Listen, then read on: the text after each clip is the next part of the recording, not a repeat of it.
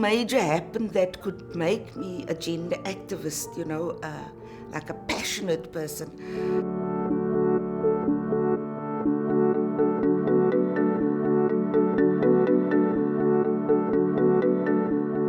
It was coming gradually, and I was confronting these issues on a daily basis, especially with the men.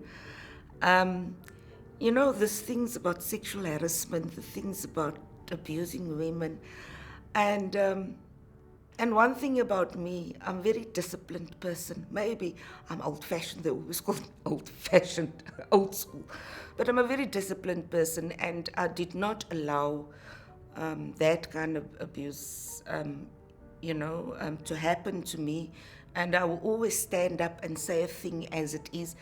I might have grown up in a working class, in poverty and so on, but there are certain principles and morals and values that were inculcated into us by my mom. You might be poor, you might go to school barefoot, but if you have certain principles and values that you hold, you will always be a better person.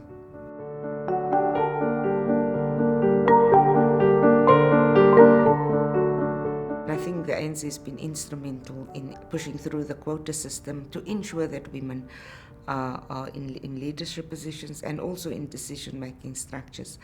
I think one of the reasons why we managed to have so many women in parliament, why we have so many women in leadership positions, is because of the pushing through of the quota. The problem is with having so many women in political power, in government, in state institutions and so on, whether there has been any trickle-down effect on the improvement of women at a mass level. So that is the one area that I think it's a problem area, is a major challenge.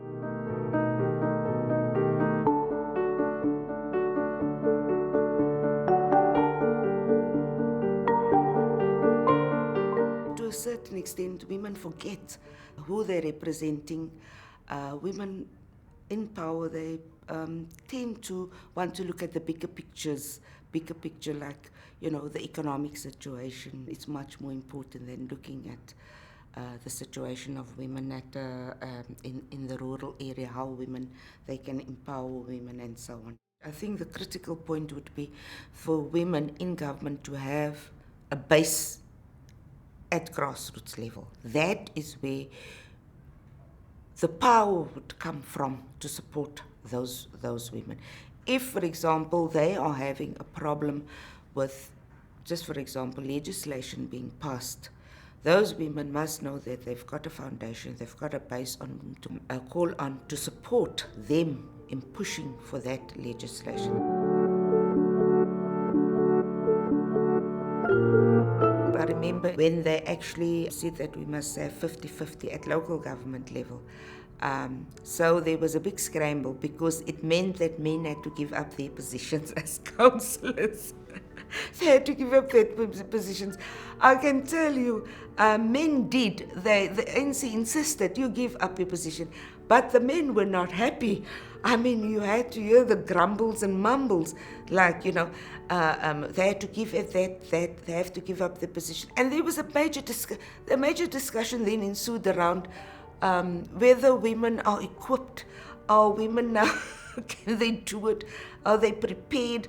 To be councillors? Shouldn't they embark on a process of education, empowerment before they can become councillors? Meaning that the men must remain in that position, and then the women that you've targeted must now first go for 3-5 years empowerment program, and then you elect them.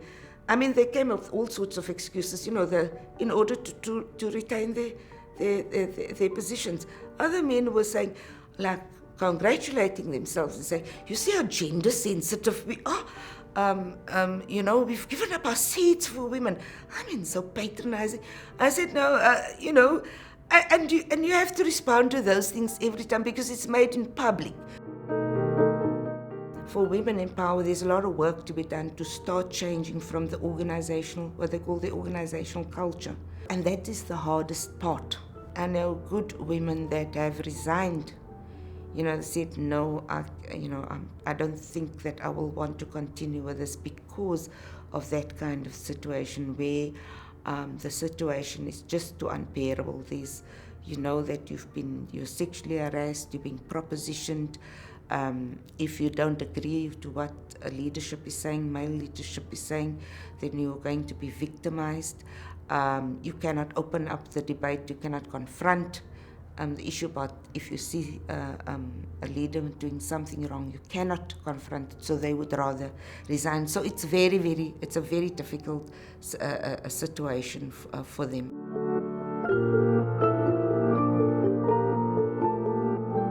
The Beijing Platform of Action was developed by all women giving input into it. This is what they want to see the UN achieving.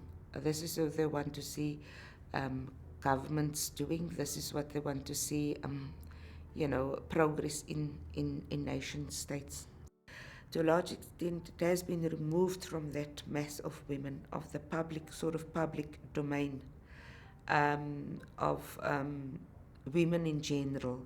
And it's now located at an institutional level. It's only those that work with these things and with this structure in these structures, those that work with the research and so on, and the so-called experts that know the Beijing Platform of Action, know all its chapters and so on. So there has been that separation from the mass movement, and women don't know about it.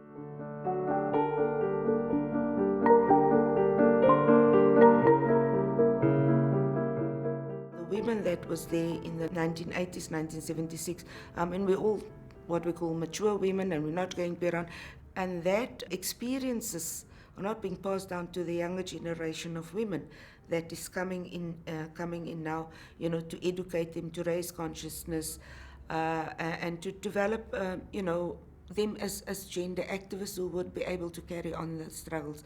So there is going to be a break. So I think we need to get down to basics. We need to organize women, need to mobilize them around their real issues.